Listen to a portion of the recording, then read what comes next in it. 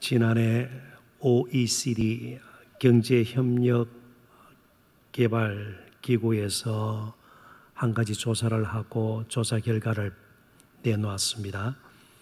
COVID-19, 그러니까 코로나죠. 이 코로나 위기에 처한 각 나라들의 정신건강, 정신적으로 얼마나 건강한가, 사회 전반에 어떤 영향을 미치고 또 해결이 뭔가 그렇게 연구를 했습니다. 우리나라가 조사 대상국 가운데에 우울증, 이 코로나 발병하고 나서 말이죠, 유병률이 우울증이 발생한 것이 1위였습니다. 자살률은 OECD 국가 가운데 오래전부터 부동의 1위가 아닙니까? 지금 우리나라는 선진국에 진입을 했습니다.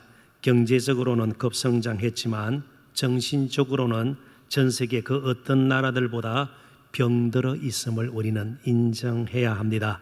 그리고 해결책을 찾아야 합니다. 물질적으로 더 풍요로워지는 것이 근본적인 해결책이 될 수 있겠습니까? 아니다는 사실을 이번 OECD에서 발표한 조사 결과를 통해서도 우리가 엿볼 수가 있죠. 오늘 나눌 말씀의 핵심은 하나님께서 기뻐하시는 삶을 살아야 역시 우리가 행복할 수 있고 기뻐할 수 있다는 것입니다. 사람들의 눈에 아무리 행복하게 보일지라도, 괜찮은 지표라 할지라도 하나님께서 기뻐하시지 않는 삶을 사는 자는 오히려 불행할 수 있다는 사실을 우리는 다시 한번 되새겨야 할 것입니다. 그런 의미에서 아모스 선지서는 우리에게 정말 하나님을 기쁘시게 하는 삶이 얼마나 소중한가를 가르쳐 줍니다.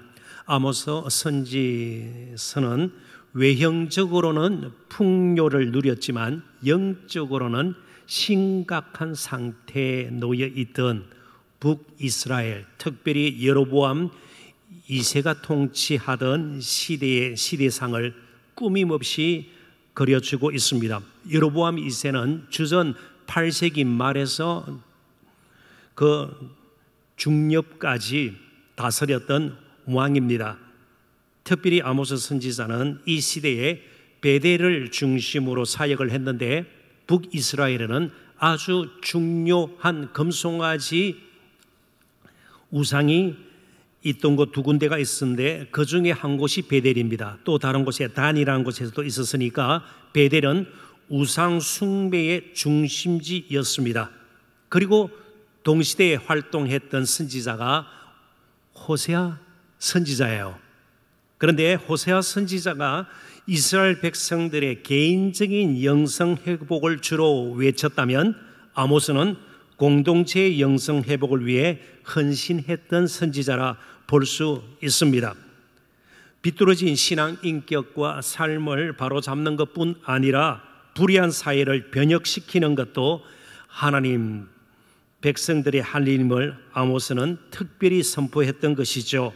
그런데 이스라엘 백성들은 거의 아모스 선지자와 그리고 호세아 선지자가 그 대단한 선지자들이 그렇게 외치고 가르치고 선포했음에도 불구하고 꿈쩍도 하지 않았습니다.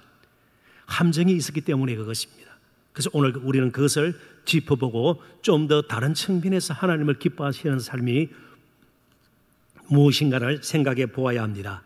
그들 가운데 제사 행위가 계속 이어졌기 때문입니다. 계속 하나님께 제사를 드렸으니까 괜찮다, 그들은 안심하고 있었습니다. 그리고 일상생활 가운데서는 계속해서 우상 숭배가 이어지고 있었습니다. 제사가 오히려 그들에게 올무가 함정이 되어버린 것입니다. 오늘 우리는 어떨까요? 하나님과의 인격적인 관계, 일상에서 하나님의 임재, 오늘 말고 유일간의 삶 속에서 하나님과 함께하는 삶, 이런 것에는 전혀 관심이 없는 가운데에 혹시 종교화된 신앙을 그냥 우리들이 견지하면서 이어가고 있지는 않은가 심각한 질문을 던져보아야 할 것입니다. 정말 우리가 어디서 무엇을 하든 하나님의 기쁨되는 삶을 살고자 하는 열망이 정말 하나님의 기쁨이 되기를 원합니다. 내가 무엇을 하든 말이죠, 어디에 있든 말이죠, 나이가 어떻게 되었든 말이죠, 그렇게 살고자 하는 열망이 우리 가운데 계속 있는가, 혹은 그런 열망이 완전히 식어져 습관화되어 버린 종교 생활을 하고 있지는 않은가, 그런 부분들을 우리가 한번 깊이 고민하면서 살펴보자 하는 것입니다. 그래서 첫 번째는 예배 정신. 하나님의 관심은 예배 자체보다 예배에 드리는 사랑과 그의 삶이라는 사실을 우리는 기억해야 합니다. 그래서 우리는 예배를 통해서 내가 하나님께 드려진 바 된 존재입니다, 이것을 외적으로 표현하는 것이에요. 우리가 이처럼 공예배에 드리는 것은요, 그냥 종교 행위가 아니라 내가 하나님의 속한 자이고 하나님을 떠나서는 살 수 없는 존재입니다. 나 자신을 드리는 행위가 바로 우리의 예배의 근본 정신이라는 사실을 우리는 기억해야 합니다. 하나님은 예배 받으시기에 합당한 나 같은 정말 먼지 같은 티끌 같은 존재의 예배도 받으시는 너무나도 사랑과 긍휼에 넘친 자비로 풍성한 하나님이심을 선포하는 행위가 바로 예배라는 것이에요. 그래서 예배 정신이 올바라야 되는 겁니다. 예배 의식보다 예배 정신이 더 중요한 것이에요. 예배는 분명히 우리 신앙의 근본이고요, 기초이고 기본이고 시작일 뿐입니다. 예배가 전부가 아니라는 겁니다. 그래서 모여서 드리는 예배가 우리 신앙의 전부라고 생각해서는 안 된다는 것이죠. 특별히 의식으로서의 예배, 여기 의식은 리추얼, 어떤 종교 의식으로서의 예배 혹은 공예배는 늘 우리가 경계할 필요가 있는 것입니다. 예배 막는 주의를 오히려 우리는 경계해야 합니다. 우리의 공예배는 이제 유일간의 삶 속에서도 하나님을 송축하고 하나님을 높이고 하나님의 영광을 드러내는 생활 예배로 이어져야 합니다. 21절부터 25절까지 오늘 본문이 그것을 분명하게 우리에게 가르쳐 줍니다. 내가 너희 절기들을 미워하며 멸시하며, 하나님께서 절기 지키는 거 싫다는 겁니다. 유월절, 무슨 오순절, 장막절, 수장절 같은 이런 거 다 싫어한다는 거예요.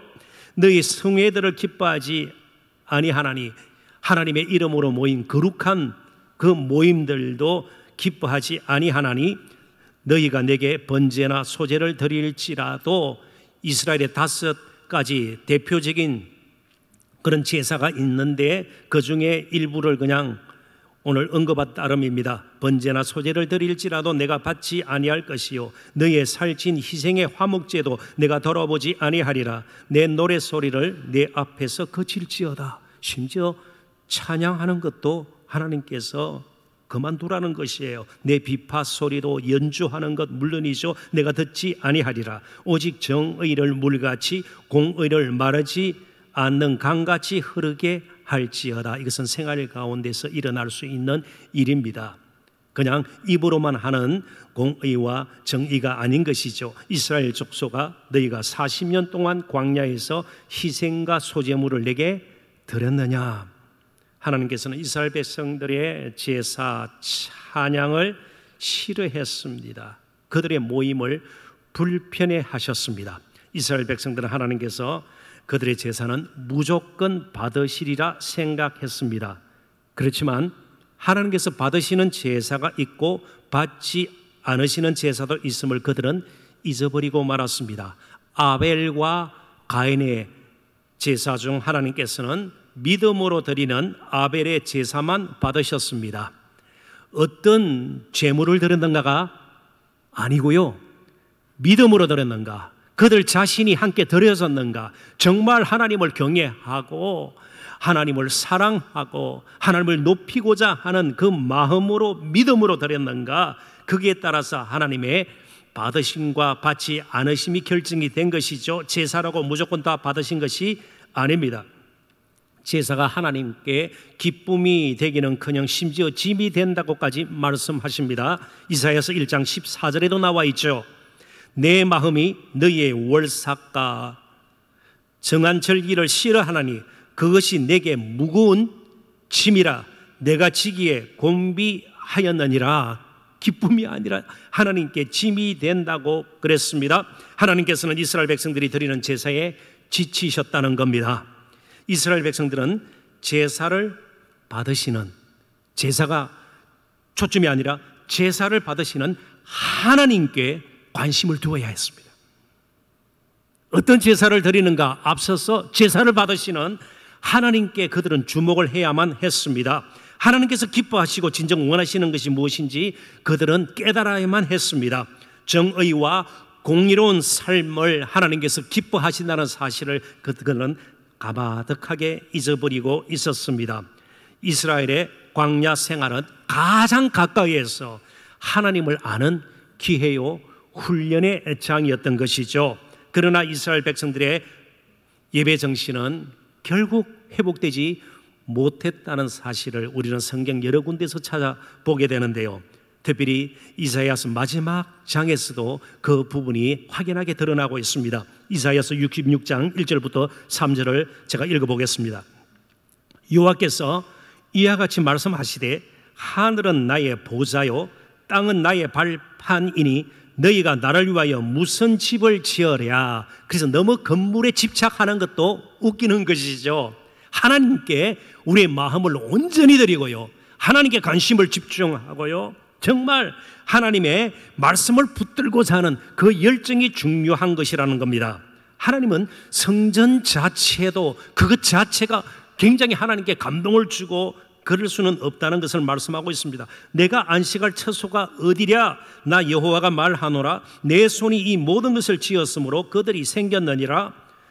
이제 하나님께서 원하시는 것이 무엇인가를 우리에게 가르쳐줍니다. 무릇 마음이 가난하고 심령에 통해하며 내 말을 듣고 떠는 자, 그 사람은 내가 돌보려더니와 소를 잡아 드리는 것은 살인함과 다름이 없이 하고 어린 양으로 제사 드리는 것은 개의 목을 꺾음과 다름이 없이 하며 드리는 예물은 돼지의 피와 다름이 없이 하고 분향하는 것은 우상을 찬송함과 다름이 없이 행하는 그들은 자기의 길을 택하며 그들의 마음은 가증한 것을 기뻐한즉, 그러니까 마음이 가난하고 심령에 통해하며 하나님의 말씀 앞에 두려워 떠는 것 없이 반복적인 제사 행위는 굉장히 하나님께서 가증스러운 것이다.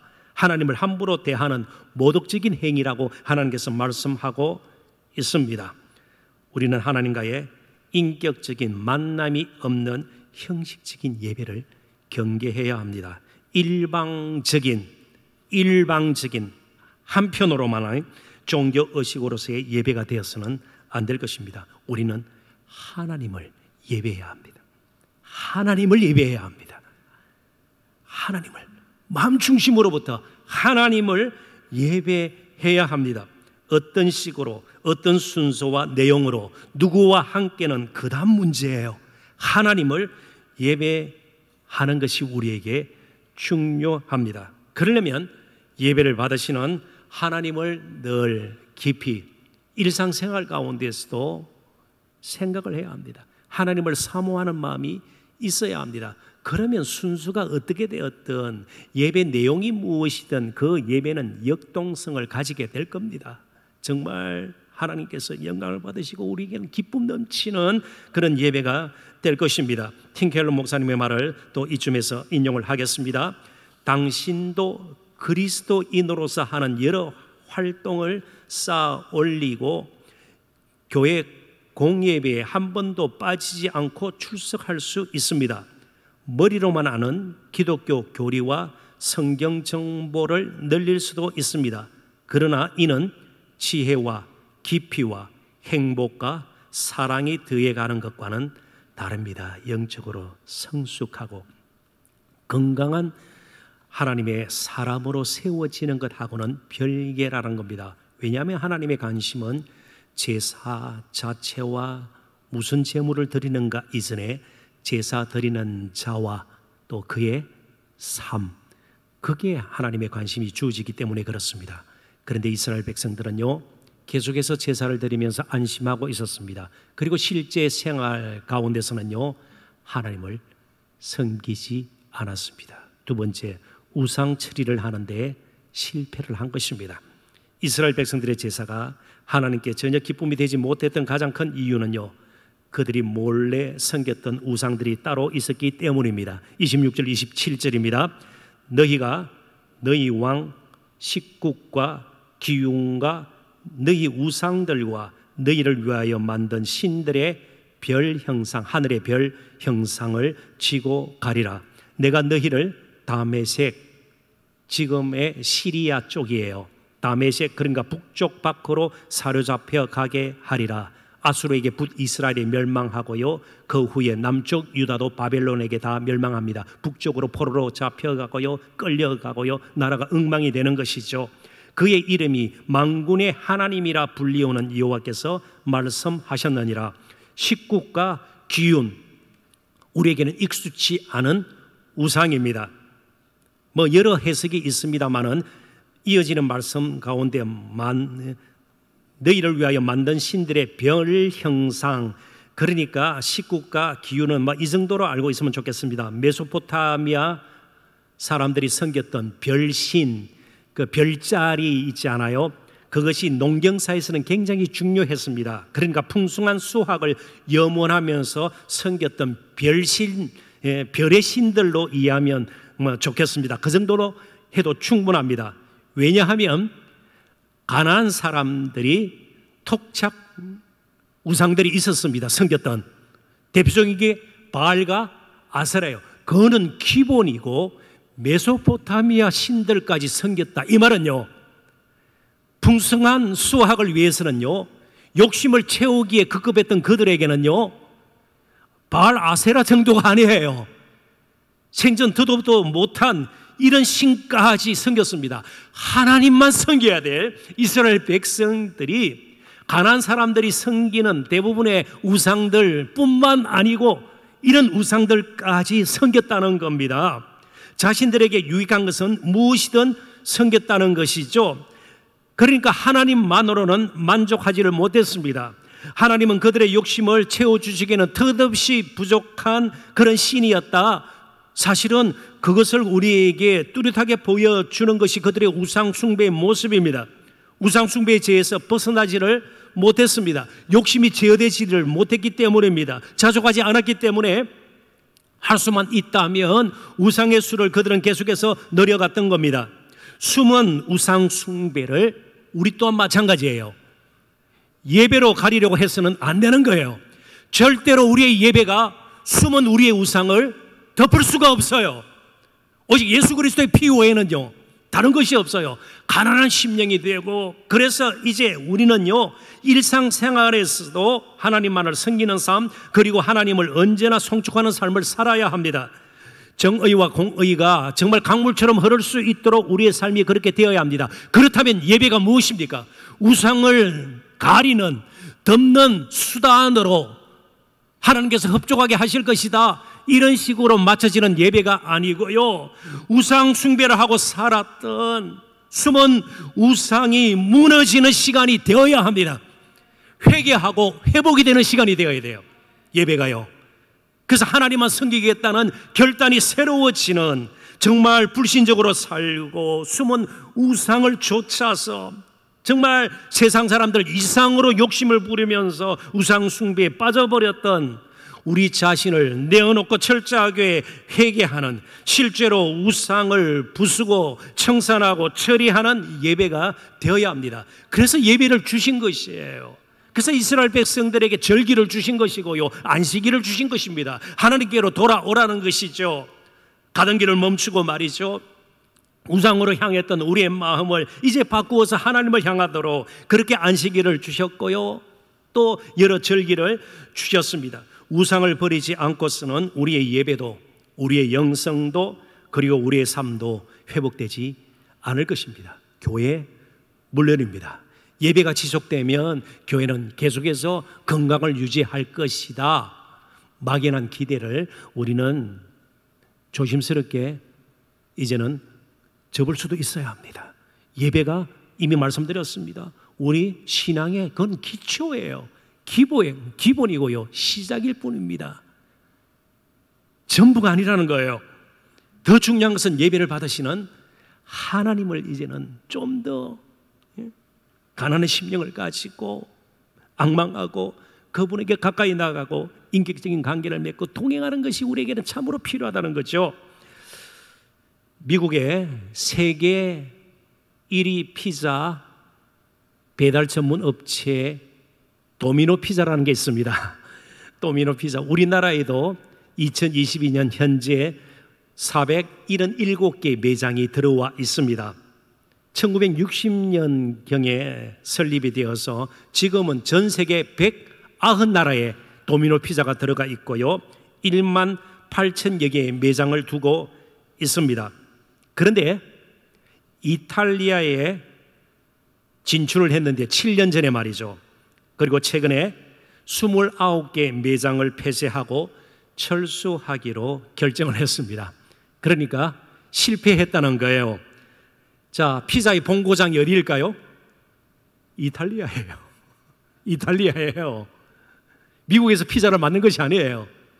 나폴리에서 오늘날의 피자가 만들어졌다. 그렇게 전문가들은 이야기를 하는데요. 피자의 본고장에 들어가서 고배를 마신 겁니다. 자, 그렇다면 다양한 피자가 있고 피자의 나라 이탈리아 사람들의 입맛에 맞는 피자를 개발하고 또 그것을 잘 헤아려서 좋은 피자를 제공해야 되는데 자기식으로 그냥 도미노 피자식으로 하다가 결국은 실패를 한 것입니다. 마찬가지예요. 예배도요, 하나님께서 기뻐하시는 것을 먼저 헤아리고요, 하나님께서 원하시는 것이 무엇인가를 또 헤아리고 우리가 일상생활에서도 선택을 하고 무엇인가 결정을 해야 합니다. 자, 그렇다면 하나님을 사랑한다면 하나님께서 좋아하는 것을 우리가 좋아해야 되고요, 하나님께서 싫어하시는 것은 우리가 금해야 되는 거예요. 그게 사랑하는 겁니다. 사랑한다 어떤 사람을 향해서 그래 놓고요, 그 사랑하는 사람 싫어하는 것은 골라서 하고 좋아하는 것은 절대로 하지 않고 그러면은요, 인격적인 관계가 맺어질 수가 없죠. 사랑의 관계가 맺어질 수가 없죠. 하나님은 정의와 공의를 우리를 통해서 강물처럼 흐르도록 원하십니다. 그게 하나님께서 기뻐하시는 거예요. 하나님을 사랑한다면 그쪽으로 삶의 초점을 맞추어야 합니다. 그리고 하나님 가장 싫어하시는 우상 숭배는 그만두어야 합니다. 죄의 교모한 속임수 가운데 하나가 이 정도는 죄가 아니다, 그래도 다른 사람보다는 내가 낫다, 이것 때문에 우리가 낭패를 보는 경우가 한두 번이 아닙니다. 그래도 우리는 예배를 드리고 있고 뭐 사람 해코지라고 훔치지 않고 이 정도가 아니에요. 숨은 우상이 있다면 그것이 인정받음의 우상일 수 있고요, 교만으로 나타날 수도 있고요, 어떤 물질적인 욕심으로 나타날 수도 있는 것이고요, 명예욕으로 나타날 수도 있는 것이고요, 다른 사람을 통제하려는, 컨트롤하려는 그런 우상으로 나타날 수도 있는 거예요. 이런 부분에서는 전혀 이것은 죄가 아니다. 근데 그게 바로 하나님 가장 싫어하는 우상 숭배의 죄예요. 우상 숭배는 큰 죄가 아닌 것처럼 이스라엘 백성들은 생각했습니다. 함정이 무엇이라고요? 제사를 계속 드렸기 때문입니다. 이제 근본적인 질문으로 돌아가서 거기서 결론을 삼아야 합니다. 이스라엘 백성들은 거룩한 백성들이에요. 가나안의 한 족속처럼 살아서는 안 되는 겁니다. 왜요? 세 번째 주제예요. 언약 백성이기 때문에 그렇습니다. 하나님의 언약을 하나님께서는 그들에게 맡겨 주었습니다. 지키고 보존하고 물려주도록요, 오늘 교회에 복음의 은혜와 능력을 맡겨 주셨어요. 그렇다면 날마다 이곳에서 복음의 말씀이 되풀이 되어야 되고요, 복음의 은혜와 지혜와 권능을 우리가 계속해서 경험해야 되고요, 다음 세대에 물려주어야 되는 거예요. 저와 여러분은 언약 백성으로 부름을 받았습니다. 이스라엘은 특별한 백성들이에요. 그런데 언약 백성으로서의 정체성을 잃어버렸다면 이스라엘 백성들은 가나안 땅에 더 이상 머물 이유가 없는 겁니다. 25절부터 27절 제가 읽어보겠습니다. 이스라엘 족속아, 너희가 40년 동안 광야에서 희생과 소제물을 내게 드렸느냐? 광야 생활 가운데, 참 혹독한 광야 생활 가운데 하나님께서 그래도 제사 챙기지 않느냐 이런 식으로 강요하고 그러지 않았다는 거예요. 오히려 사람이 떡으로만 사는 것이 아니요 하나님의 입으로 나오는 모든 말씀으로 사는 것이라 40년 광야 생활을 통해서 하나님께서 그들에게 깨우쳐 주셨습니다. 그들이 언약 백성이라는 사실을 날마다 되풀이하면서 그들에게 가르쳐 주셨습니다. 너희가 너희 왕 식국과 기운과 너희 우상들과 너희가 너희를 위하여 만든 신들의 별 형상을 지고 가리라. 내가 다시는 다메섹 밖으로 사로잡혀 가게 하리라. 그의 이름이 만군의 하나님이라 불리우는 여호와께서 말씀하셨느니라. 이제 그들이 언약 백성이라는 사실을 광야에서 계속 되풀이하면서 배웠습니다. 또 신명기를 통해서 그들은 계속 그 사실을 되새길 기회가 있었습니다. 그러나 가나안에 들어가서는 그들의 생각이 달라졌습니다. 가나안은 광야와 다른 곳으로 생각했던 것입니다. 이게 흔히 말하는 지역신 개념이에요. 신의 산의 하나님과 가나안을 다스리는 신은 다르다. 로컬 가드 컨셉이라고 그래요. 지역신 개념이 이미 그들의 마음속을 가득 채우고 있었습니다. 하나님을 버리지 않고 하나님을 섬기되 가나안에서는 가나안식으로 살고 가나안식으로 신들을 섬겨야 된다, 그렇게 생각한 것입니다. 그러한 그들의 모습을 보고 하나님께서 말씀하십니다. 가나안 땅에 들어올 때는 그들이 언약궤를 메고 들어왔습니다. 가나안을 나갈 때는 별들의 형상을 치고 나갈 것이다. 비참하게 쫓겨나갈 것이라고 말씀하고 있습니다. 요즘 우리나라가 많이 아프고 힘든 가운데 있습니다. 개인적으로도요, 가정적으로도, 교회적으로, 사회적으로 그렇습니다. 하나님의 긍휼하심을 어느 때보다도 우리가 정말 간절히 구해야 할 것입니다. 다만 공예배만으로 만족하고 그 드린 것으로 언약 백성에 내가 역할을 다했다, 결코 그런 생각에 사로잡혀 있지 않기를 바랍니다. 공예배를 드리는 것뿐만 아니고 우리는 삶 전체를 드려야 합니다. 이게 참 예배예요. 삶 전체를 드려야 합니다. 우리가 얼마를 가졌건, 직업이 무엇이든, 나이가 어떻게 되었든 삶 전체를 드려야 합니다. 하나님은 우리를 향한 사랑을 전체를 드렸습니다. 조금 보태주거나 조금 살림이 나아지도록 조금 위로해 주거나 조금 보태주시거나 그런 식이 아닙니다. 가장 아껴야만 하는 아들을 전적으로 보내신 사랑이에요. 전부를 하나님께서는 주신 것입니다. 하나님의 모든 충만한 것을 우리에게 기업으로, 유업으로, 상속으로 주셨습니다. 자, 그렇다면 이제 우리의 남은 삶 어떻게 살아져야 될 것입니까? 언약궤를 메고 갈 것 아니에요. 별 형상을 지고 갈 것 아닙니다. 우리 각자에게 주어진 십자가를 지고 이제는 하루하루를 살아야 합니다. 우리 몫에 대인 십자가를 지고 가는 삶이 되어야 합니다. 가나안 땅은 우상 숭배의 장소가 아니라, 욕심을 마음껏 채우는 장소가 아니라 언약 백성으로 하나님의 공의를, 정의를 물같이 흐르게 해야 할 장소였습니다. 오늘 이 세상도 우리의 욕심을 채우는 그런 곳이 아니라 우리의 헌신과 순종, 그리고 진정한 섬김으로, 십자가 짐으로 정의와 공의가 흐르는 곳으로 만드는 곳이 되어야 합니다. 우리의 그런 정의와 공의를 위한 헌신이 온갖 종류의 부조리와 거짓, 그리고 인간의 죄악을 물러가게 만들 것입니다. 아픈 이 사회를, 이 병든 사회를 회복시키는 그 역할이 오늘 저와 여러분들에게 주어졌다는 사실을 기억하고 정말 주님의 기쁨 되는 오늘 하루뿐만 아니고 나머지 율간의 삶도 될 수 있기를 주님의 이름으로 축원합니다. 기도하겠습니다. 하나님 아버지,